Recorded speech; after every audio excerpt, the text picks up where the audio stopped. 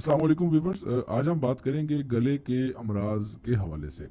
गले की सूजन, गला पकना, गले का दर्द, गले की खारिश के लिए मुख्तलिफ दवाओं का मजमूआ इस्तेमाल किया जाता है। इन दवाओं में दर्द दूर करने वाली दवाएं, एंटीबायोटिक और एलर्जी दूर करने वाली दवाएं और सूजन कम करने वाली दवाएं शामिल होती हैं।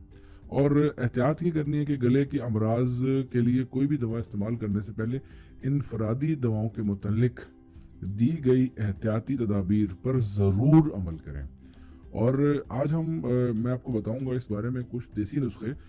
गले की तकलीफ दूर करने के लिए हम नीम गर्म पानी में नमक मिलाकर बाकायदगी से गरारे कर सकते हैं, तो उससे भी इंशाल्लाह ये ठीक हो जाएगा।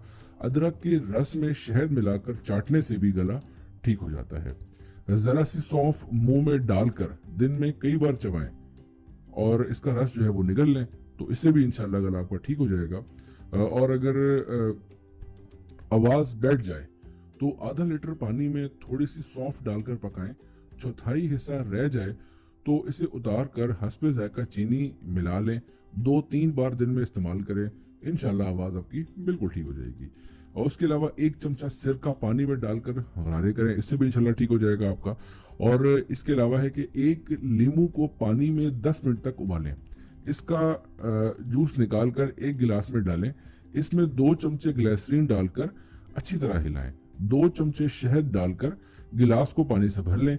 और इसके अलावा खांसी का कुदरती शरबत बिल्कुल तैयार है, ठीक है जी। और गले की खराबी में होने वाली खांसी के दौरान 5 दिन तक 2 चमचे सुबह दोपहर शाम इस्तेमाल करें, इंशाल्लाह आपको अफाका होगा।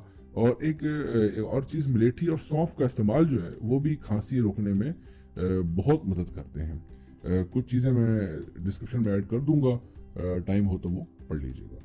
बहुत शुक्रिया। अस्सलाम वालेकुम।